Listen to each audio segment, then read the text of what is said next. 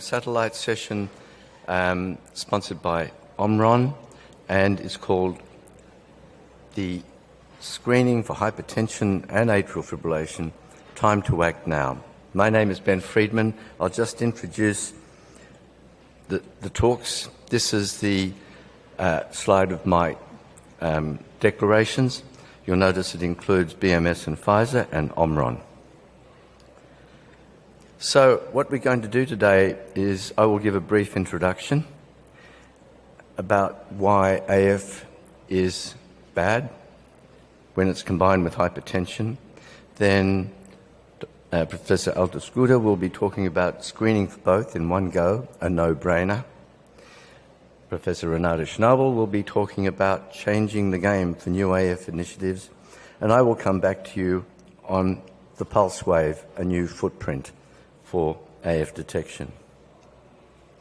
So the very first talk I'm going to give is just a starter to tell you why atrial fibrillation and hypertension are dangerous bedfellows when they occur together.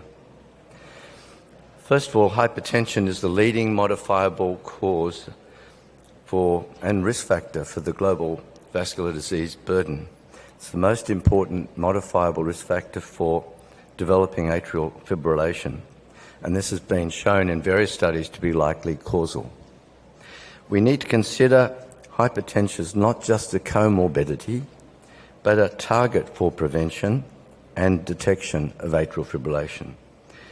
Because they both additively increase the risk of stroke and dementia, and because they're both frequently unknown or inadequately treated, we have a gap that we would like to try and fill.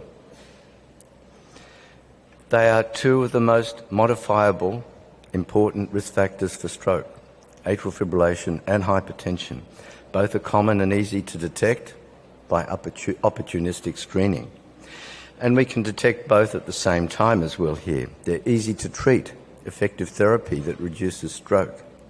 They frequently occur together and additively increase the risk. You can screen for AF by pulse palpation or by BP oscillometry or by phosphoplethysmogram or PPG in smartwatches, for example.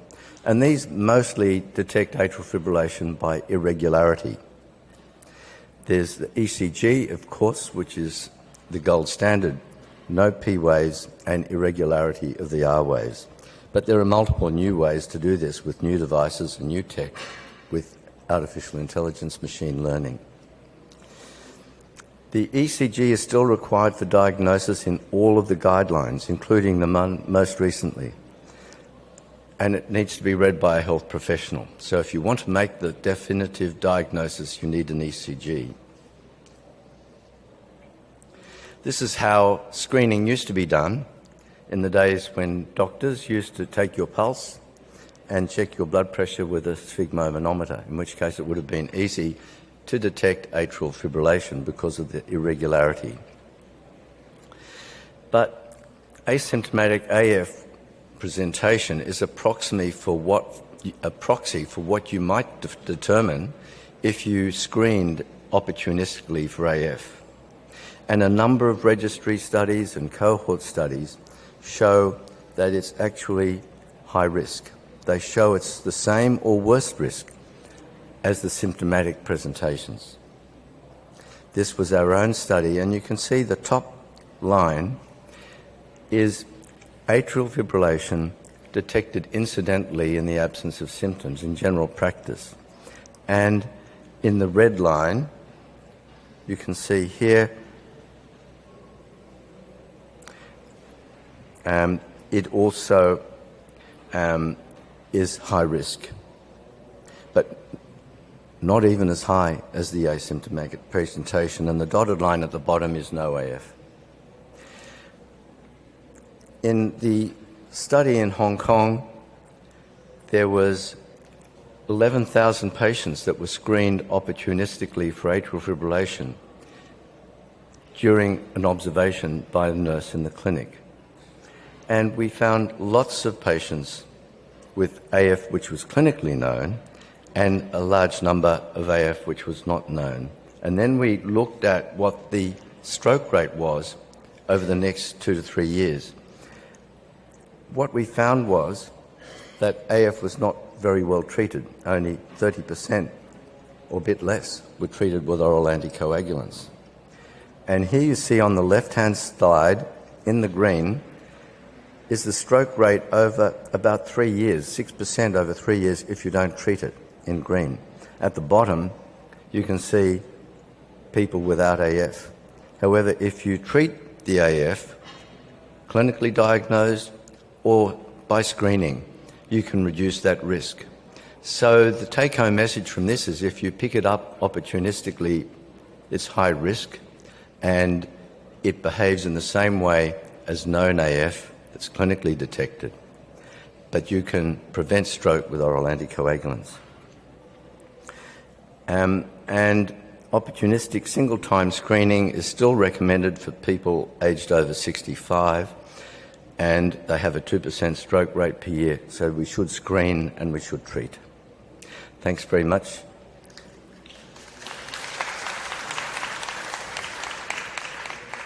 We're going to move straight on now to the next presentation by Dr. Alta Schutte, and then we'll come back to some questions and answers at the end. Bye. Excellent. Thank you very much, Ben. Good morning, everyone. Quite excited to be in this important session about screening, which is often so neglected. So I will be talking about screening for both hypertension and atrial fibrillation in one go. These are my disclosures. I think it's quite important to realize when we look just here at major cardiovascular events by different age groups, in green, older people, 85 and older, and as we move to younger age groups, we all suffer cardiovascular events, but of course with increased age, that rate is so much higher. If you reduce blood pressure by 5 millimeters of mercury, all these different age groups do benefit from reduced cardiovascular events, but it is strongly mediated by age. If you look at patients with atrial fibrillation and look also in terms of age groups here, you will see the same tendency. In other words, with increasing age, you would see more cardiac hospitalizations, MI hospitalizations, and hospitalizations for HF and AF with those with increasing age, as we would expect. So I think the solution is not to age. Maybe we should stop the session there. When we look at AF and population-based data, and this is from 1995 already, but it shows and demonstrates exactly what Professor Freedman said earlier, that is screening is recommended for AF aged 65 and old. And here you can see in a population from the US that this is the estimated numbers of people with AF. And you can see there's a steep decline from 65 years onwards. If you look at more recent work on the prevalence and incidence of AF, it's the same. You can see there, age 65 has about a 6.5% prevalence rate, increasing to 10, 15, 22, and 28% with each decade of aging increases. So keep in mind, 6.5% at age 65. But when we look at the prevalence of hypertension among adults by age, you can see that even at the age of 20 to 34, that prevalence is already the same as what is for AF at age 65, and we see also steep increases in hypertension prevalence with increasing age, so that when we reach the age of 65, basically 65% of people already have hypertension. It's also very much age-related, and because high blood pressure develops from early ages onwards, there's also a cumulative effect, of course, that increases the risk for atrial fibrillation. So when we look at the potential mechanisms, and I don't want to go into too much detail here, but as clearly shown here, hypertension obviously results in structural and functional changes in the left ventriculum, as well as the left atrium, and in the end, partly forms part of the contribution to the increased risk for atrial fibrillation with increasing age. What is important and what is nicely shown in this study is that if you actually do treat blood pressure intensively, there's a reduction in the incidence of AF. which do make sense based on what I've just shown you before, and shows you with a tight control of blood pressure, and therefore the detection of blood pressure from early ages onwards is so important to also prevent the development of atrial fibrillation. But it is a very strong relationship between these two conditions. And as was said, right, they are often both asymptomatic, and if something is asymptomatic and it relates to cardiovascular events in the end, it is really important that both be screened for, and screening is required for detection.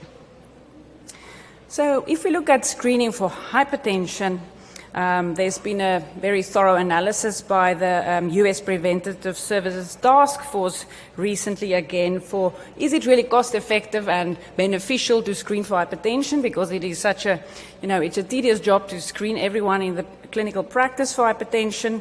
And so they've done a detailed systematic screening, and as you can see in the evidence assessment in the middle, it says concludes with high certainty that screening for hypertension in adults has substantial net benefit. And that is why it is recommended also now in the new ESC guidelines once again that screening for hypertension is recommended annually for people aged 40 and older, and every 2 or 3 years for people younger than 40 years of age. So it's a really important method to detect risk. When we look at atrial fibrillation, it's of course not recommended for all adults, and I think for obvious reasons, as I've mentioned before. And the debate continues. There's many studies ongoing on whether population-based systematic screening or targeted case finding in high-risk populations is most appropriate approach for detecting AF in asymptomatic individuals. So there are several trials ongoing to evaluate this gap. But at the moment, guidelines typically recommend, as was also shown in the roadmaps from the World Heart Federation, that AF with pulse check or ECG in people aged 65 years is recommended, and for hypertension, people aged 18 years and older. So I just want to give you some feedback in terms of our screening campaign called May Measurement Month, which is an initiative by the International Society of Hypertension, started in 2017, where we've started to screen people for hypertension globally through work of volunteers. So it is really to raise awareness for detection of raised blood pressure, and we've had 100+ countries taking part in this initiative and 6.5 million people screened for blood pressure. But since 2021, we started collaborating with Professor Freedman and others to also see whether it's feasible to detect AF while screening for blood pressure. So here is an update on the countries, 14 countries that was participating in 2023. So adults older than 18 for blood pressure obviously were recruited through opportunistic sampling. Typical standard blood pressure measurement techniques are used in May Measurement Month, and then we use these with the OMRON Complete and OMRON 7 devices to detect both blood pressure and AF at the same time. We also collected basic information from participants through a screening questionnaire on demographics, comorbidities, use of oral anticoagulants or blood pressure lowering medication. So also asked basic questions, whether AF was detected by the device and whether somebody has been previously diagnosed with AF, so whether there was awareness. So hypertension was based on the standard definition of 140/19, based on the mean of second and a third reading, and known AF was defined as having a previous diagnosis of AF or an irregular heartbeat or taking oral anticoagulants. So this is opportunistic screening sample. It's not random sample. So as you can see here in the percentages of AF detected from ages 60 and onwards, it's 2.25.6%. So there was AF detected by age group, and obviously that increased with age, as we would expect. And so in the total group, 2% with AF was detected. And in the black box there, you can see 48% had known AF. And 50% of those were taking oral anticoagulants. At the bottom, you will see that 67% of those with AF also had hypertension, some had diabetes, and some had both. So it is obviously a condition with comorbidities is quite common. So how to screen for AF and hypertension, and this is a very nice review done by colleagues from Greece, George Sergio and team, on the different types of devices, automated oscillometric devices, office, home and ABPM, a systematic review and meta-analysis on what is available. They used, the meta-analysis includes over 11,000 people, and they showed high performance and accuracy of screening for AFib and blood pressure using these devices. And then it was also said it is relevant to screen. I think targeted screening for AF in people with hypertension or older aged people is recommended. Blood pressure devices are already used widely in clinical practice, so it can be effectively used to detect both.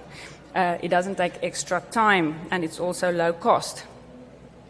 The implementation of AFib detection algorithms in these different monitors differ from devices being used, but they seem to be sensitive and sensitive enough to detect atrial fibrillation quite well. So to conclude, an accompanying editorial for that paper said it's not to screen or not to screen, it's not the question, it's really more how to screen for patients with hypertension and AF. And if we first look at the WHO, I think we could potentially agree that opportunistic screening for both AF and hypertension is recommended for people aged 65 years and older when there is a simple device that can do a sort of a pre-screening at least with these devices. It can be very helpful. It doesn't have to be only patients with hypertension. We can also look at other comorbidities that's often coinciding with AF, sleep apnea, prior MI, heart failure, COPD, chronic kidney disease, obesity, diabetes. So it's these high-risk populations. And the how is, yes, we have heard before, pulse palpation has been used for many, many years, but we know it has more limited diagnostic accuracy, lower specificity. 12-lead ECG is the real go-to, but it's not always routine in primary care and therefore not so easy to use as a screening tool. But we do think that these validated cuff-based oscillometric blood pressure monitors may be an appealing way to actually do it cost-effective and time-effectively within clinical practice. At the same time, we do need more research to decide on the optimal strategies and also to see the effect of detecting AF during these screening activities, whether it's related to improved AF outcomes. Thank you very much.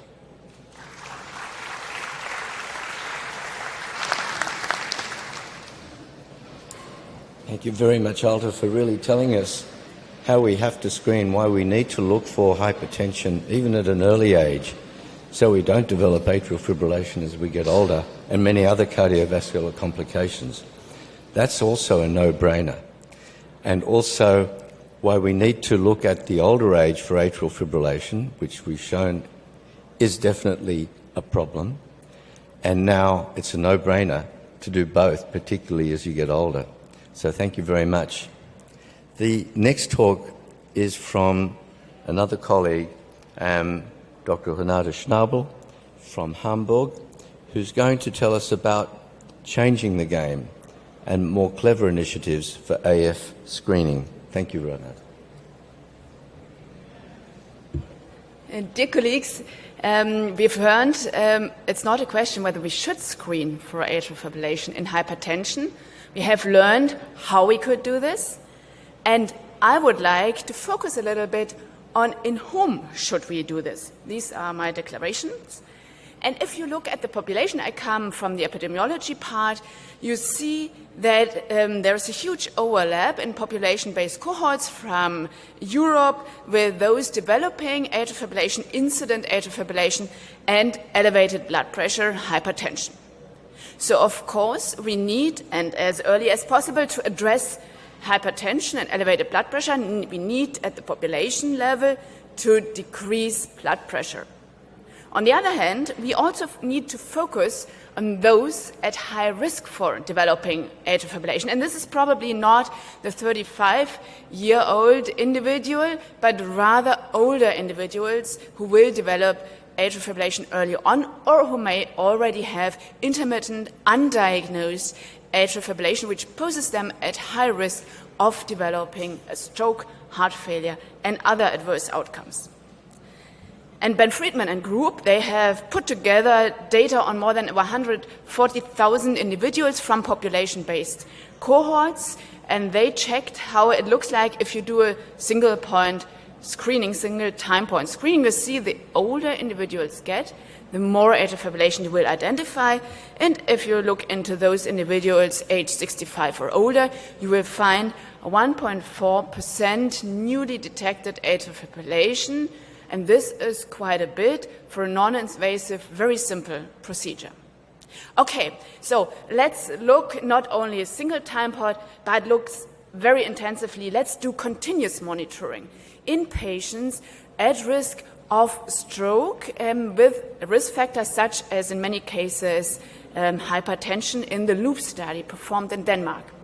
And those individuals were randomized to either conventional care or to implantation of a loop recorder in 1,500 individuals.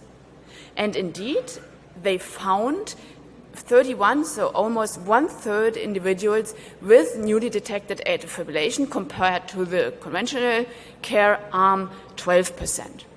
And over time, the individuals with newly detected atrial fibrillation were anticoagulated, and over time you see that the risk of stroke and systemic arterial embolism, the primary endpoint of this study, was lower in the ILR, internal loop recorder group, but this trial did not meet its primary statistical outcome endpoint of 0.05, but showed a p-value of 0.1. So overall, rather negative. If you look at the subgroups, you very uniformly see that screening, even with very intensive screening, appears to reduce the risk of stroke and systemic embolism. So on the left-hand side of the one of the hazard ratio. And what you can see in those with high blood pressure, uncontrolled hypertension, there was a significant benefit for atrial fibrillation detection and oral anticoagulation. They performed a specified sub-analysis, and here again they could demonstrate that it's ambiguous in individuals with lower blood pressure or borderline blood pressure, but from a blood pressure of 150 millimeters mercury systolic, there appears to be a reduction in risk of stroke and systemic embolism if they screened for atrial fibrillation and identified atrial fibrillation. AF Screen, together with an EU consortium, we performed measures and studies how we can improve and refine screening for atrial fibrillation. First, we looked at known, existing, and there are many more, this is just an example, risk scores for atrial fibrillation.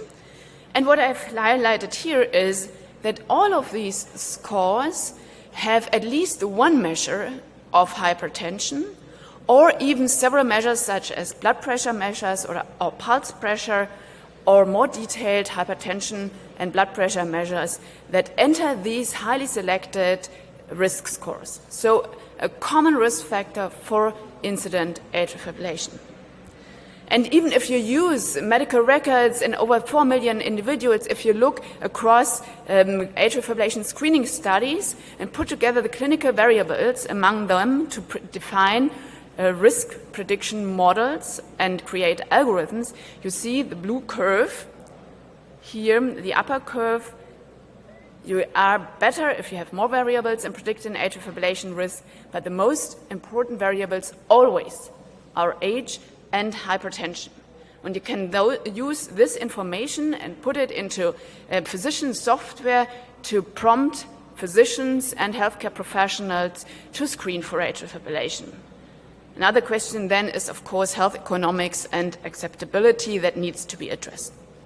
We wanted to go even further and see whether we can see subclinical changes related to hypertension in the ECG. Just a 12-lead ECG or even reduced to a single lead, lead 1 ECG, that using machine learning algorithms, we could indeed, from the ECG, predict the prevalence of hypertension. That means early on there are subclinical changes invisible to the human eye that indicate changes related to hypertension. And of course, this has been shown by the Mayo Clinic group and many others. We could also do this. We can predict incident atrial fibrillation from an ECG in sinus rhythm. Let's go even further and look at circulating biomarkers, because we think that circulating biomarkers may mirror all the classical risk factors, such as hypertension, but also atrial fibrillation burden, atrial cardiomyopathy, and cardiac dysfunction, and thus predict prevalent but intermittent incident atrial fibrillation and its adverse outcomes. And we have also done machine learning algorithms comparing them with classical statistics for many biomarkers that are related to the pathophysiology of atrial fibrillation, combined them with clinical variables. And what comes out of these classical statistical models and machine learning models, we usually use random forest selection models. It was age, as you all know now, as the strongest predictor of hypertension and atrial fibrillation, and a second biomarker, NT-proBNP, B-type natriuretic peptide. It is closely related to hypertension variables because it is central to blood pressure regulation, volume homeostasis, and sodium concentration regulation in the body. So this makes absolute sense. NT-proBNP, the prohormone fragment, also BNP, the strongest predictors of atrial fibrillation. And also if you do genetics, which we have done here and other groups, that you put together all the available genetic information to predict, in this case, prevalent atrial fibrillation. And the more risk alleles you have, the higher your risk for atrial fibrillation. But what you can also see among those top genes in genetic areas, always loci related to hypertension come up. And if you compare on the left-hand side polygenic risk score quartiles and age, you will see highest risk score quartile and highest age, highest incidence of atrial fibrillation. On the right-hand side, with similar accuracy, highest concentrations of NT-proBNP and highest age, highest risk of atrial fibrillation development. And this can be used also for screening. It has been done in the Stroke Stop 2 study, and you see that NT-proBNP here performs better than the CHA2DS2-VASc score at the bottom here. The highest quartile of NT-proBNP very well predicted finding new detected, screen-detected atrial fibrillation during a dedicated screening study. And the results of this study using NT-proBNP for pre-selection refined screening for atrial fibrillation will be presented during a hotline session this afternoon. So I would like to summarize that elevated blood pressure and hypertension are strong comorbidities in atrial fibrillation. Elevated blood pressure is a strong predictor of incident and screen-detected atrial fibrillation. The association of elevated blood pressure with increased stroke systemic embolism has been shown in many studies. You know it from the CHA2DS2-VASc score. Blood pressure is a consistent variable in risk prediction algorithms. All algorithms contain it. Blood pressure measures, systolic, diastolic, pulse pressure, and other measures related to blood pressure, or subclinical changes related to blood pressure. I showed you the ECG, I showed you biomarkers, are among the known and emerging biomarkers for refined atrial fibrillation screening. The effectiveness for refined screening, however, has to be shown. Thank you very much.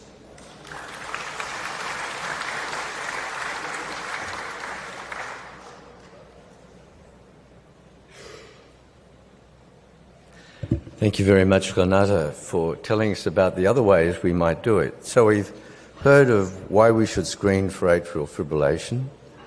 We've heard of why we should screen for hypertension and atrial fibrillation, and both together, and now slightly more clever ways about how we might select those who will have a higher risk of having atrial fibrillation.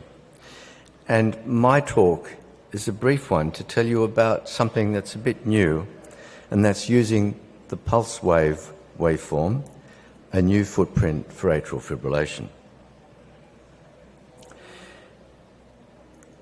As far as checking for blood pressure elevation and measuring the blood pressure, the most common type that's used around the world is something that uses oscillometry. It's a cuff, it goes around, you don't use a cough sound, you don't use a stethoscope. And this is used everywhere in the world to diagnose and manage hypertension. It can be used both in the office and the home, and it can be used for AF detection, and that's what I'd like to speak to you about. Here we see a cuff, and here we see an oscillometric waveform on the right-hand side. This is from a study reported in 2022, Kumar et al. In Biomedical Engineering Advances. But you can see that what is done here when looking for atrial fibrillation is just using the peak-to-peak variation.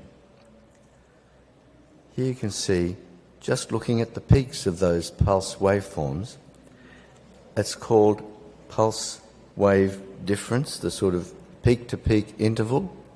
This variability and irregularity is what is used in most algorithms to detect atrial fibrillation. But all of these use regularity or irregularity alone as the sole measure. Now, if I can just give you an analogy, here's an ECG. Let's just do the peak-to-peak variability.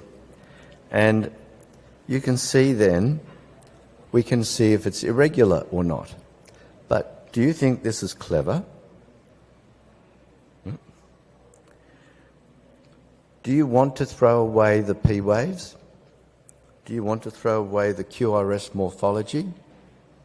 Do you want to throw away the T waves as a way of diagnosing atrial fibrillation? It doesn't make sense. So, in the same way, in oscillometry, there is a lot more information. If we look a bit more closely, a lot more information in the pulse waveform. And we can use artificial intelligence and machine learning to diagnose rhythm using not just the irregularity index, but all things that the waveform tells us. And many that we don't actually understand because the machine learning just looks at it and we don't actually know how it picks it. This paper was published very recently online in Heart Rhythm by Janik et al. And it looked at the diagnostic accuracy of detecting atrial fibrillation using a novel machine learning algorithm of a blood pressure monitor. And this monitor used AF detection in an OMRON device that's just released at this meeting, which uses artificial intelligence and machine learning and many features in the waveform that we don't all know about. But in 267 subjects with atrial fibrillation and 292 without AF, it had a sensitivity of 95%, and you can see the confidence intervals, 92 to 97%, and a specificity of 98.6%, 97 to 100. So it had a higher sensitivity and a similar specificity to the MicroLive Watch BP that was used in the same study. But it will need further validation in a broader range of subjects to see how well this artificial intelligence performs.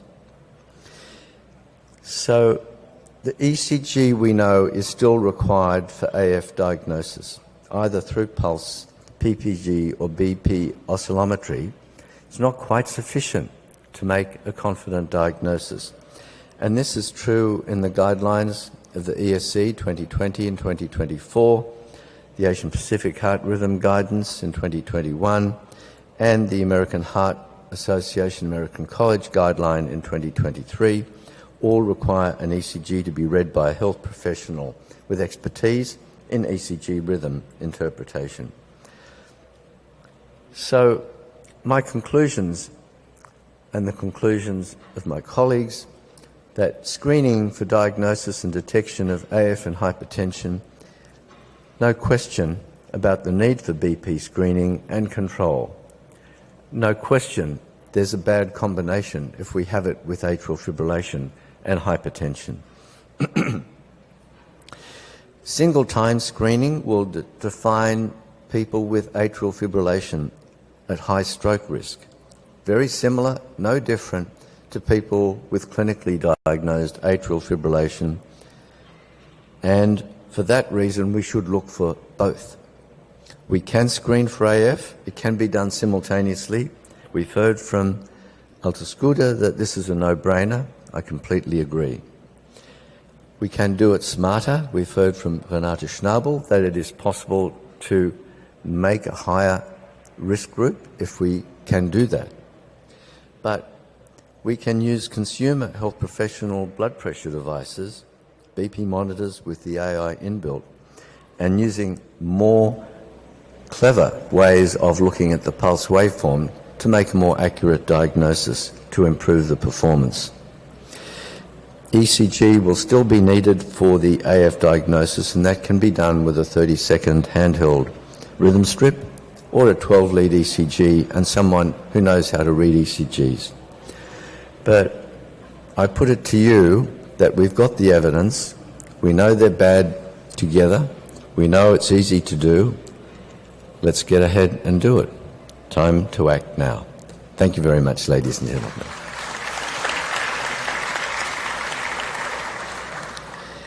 We now have some time for questions and answers with the panel. You're welcome to put the questions in to us. We will be able to see them here, and we can then answer those questions and have a bit of discussion about what you think is important in this. Happy to take them from the floor. Microphone 1. Yeah, my name is Dr. Stassen from Belgium.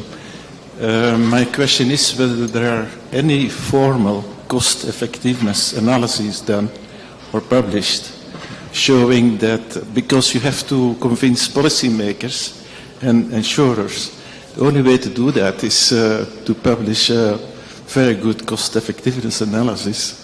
Well, we have done studies of single time point ECG screening where we used the cost-effectiveness analysis and showed it would be likely to be cost-effective. I'll ask Renate to handle this because part of our studies, at least for AFib screening, showed it would be cost-effective. Yeah, and we indeed, together with Dr. Freedman, we did it in a population-based setting, invitation, single time point screening, and there this very simple measure was cost-effective. It was not cost-effective to do an upfront NT-proBNP screening due to the comparatively high costs of NT-proBNP measurement.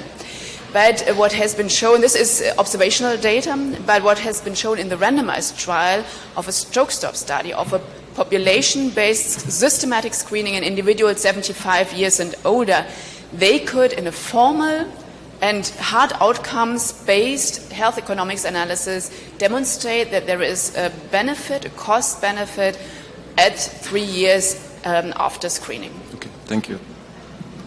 We've got a question at microphone 2. Hello, Rick Willems from Leuven, Belgium. Do you think we'll ever skip the ECG and rely on PPG only? It's my first question. Say that again. Do you think we'll ever skip the necessity of an ECG and rely on PPG only? Well, if you ask my opinion, not yet. If you ask the opinion of the ESC Guideline Committee, the American Heart Association Guideline Committee in the last year, both say no, not yet. If you want to make the diagnosis of AF, which will have lifelong implications, potentially atrial fibrillation, for treatment with anticoagulants, they require a diagnosis of the ECG. That's at the moment. Yeah, but sensitivity and specificity of a single lead ECG strip is, in some studies, not or as bad as a PPG diagnosis. It depends on what you're looking at. If you're looking at the algorithm, you're probably correct. But if you're looking at an expert reading of it, that is how you make the diagnosis. And unfortunately, that's the gold standard. And I don't see it changing immediately myself. Renate, I don't know about you, if you think that we will be able to go away, but everyone I've spoken to who deals with guidelines says no. Yeah, for now, the evidence and the guidelines are against using PPG only, but I always look towards the future, and I think we have seen a tremendous improvement in the algorithms. And Dr. Freedman has shown how also these blood measurement devices-based algorithms, how they have improved. And so I'm still optimistic that at one day we will be able to distinguish atrial fibrillation from a PPG. Thank you. Thank you very much. There's another person behind. Please state your name and where you're from. Thank you very much. Dr. Marco Zavatta from San Marino State Hospital.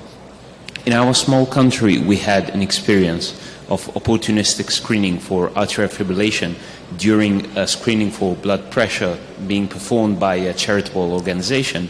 And we, as a National Society of Cardiology, gave availability for performing an interpret formal 12-lead ECG when the screening method gave positive results for atrial fibrillation.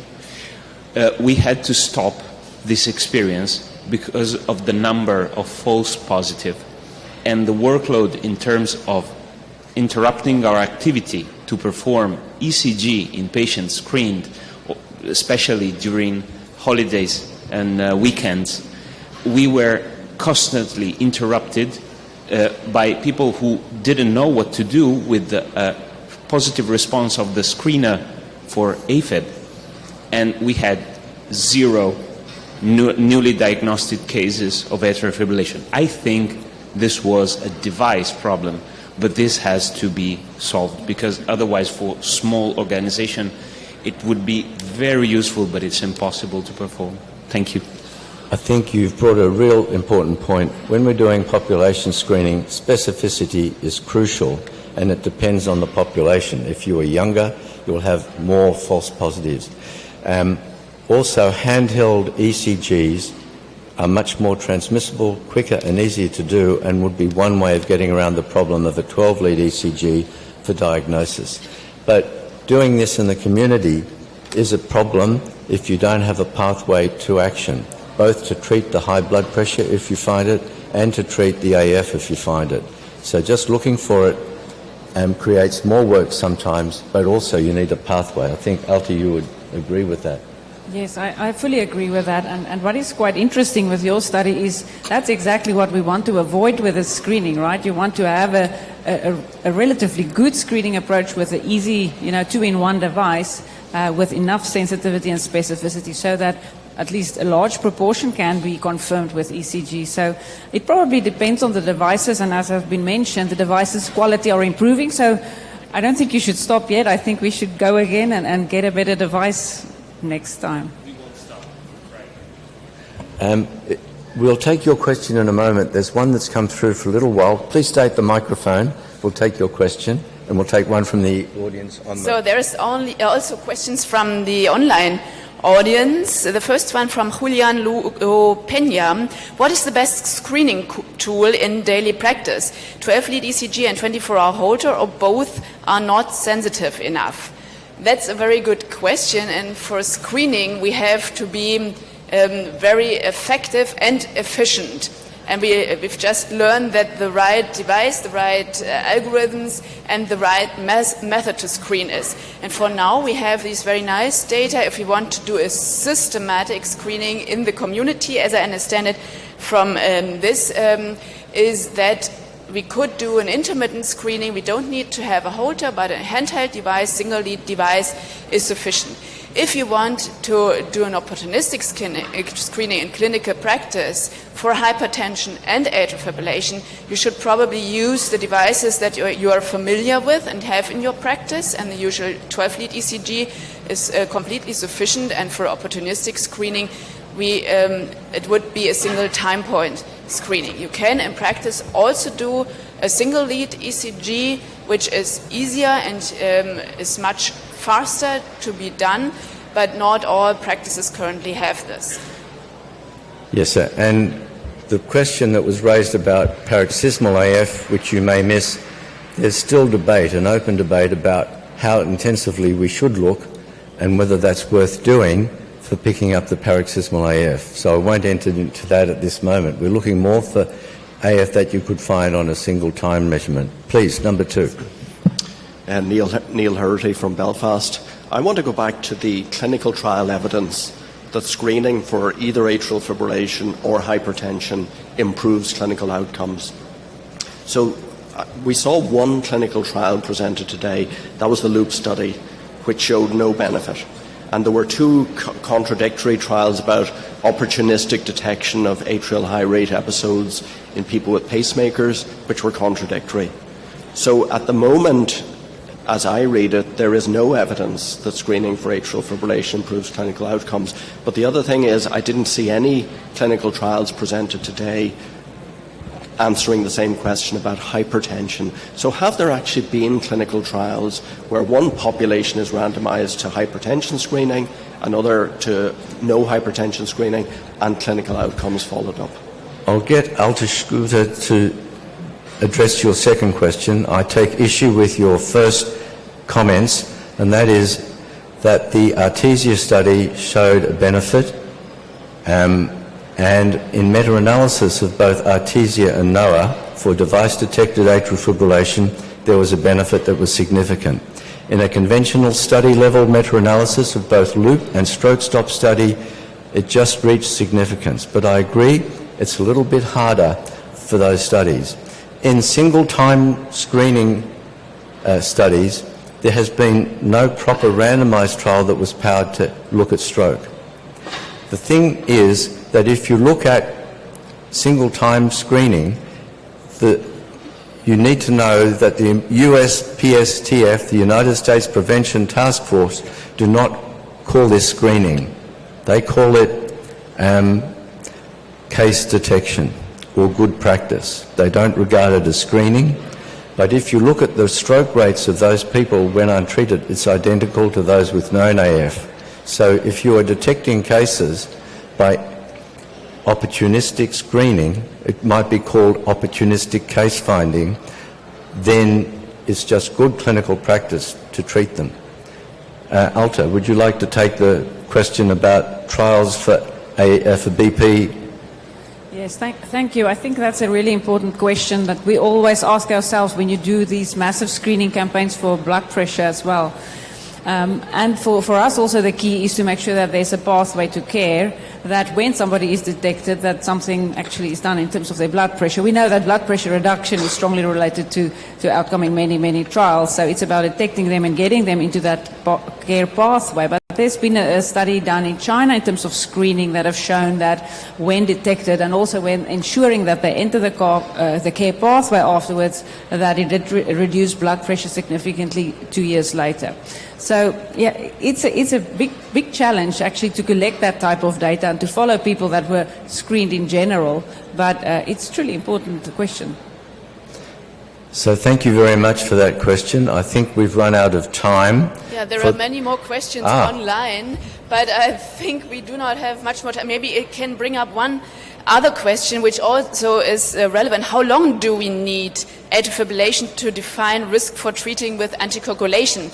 And maybe I can here say something about the current guidelines. In the guidelines, we left this 30 seconds ECG diagnosed atrial fibrillation because it was completely artificial this time, and we say that if you are able to diagnose atrial fibrillation on an ECG, that this is atrial fibrillation, and then the care pathway starts, that you need to look for anticoagulation and comorbidities, etc. Ben, do you want, because this also relates to the Artesia NOAA studies and the LOOP study, do you want to add on this? Yes, I think that there is I don't think we will find a magic time cutoff because it relates very closely to the other risk factors for stroke as to what will be important. The only thing that's quite certain is the higher the burden, the more likely you are to have an adverse outcome. But I think finding a magic number has not yet come from both NOAA and Artesia. Can I just make one additional comment to that? I think burden will be important in the future. And everybody should understand that if you find AFib on a single time point, that person probably has high burden.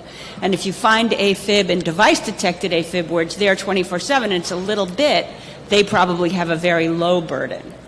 And the only other point is, of all the sub-studies of NOAA and Artesia, the one thing that was helpful was the CHADS-VASc score.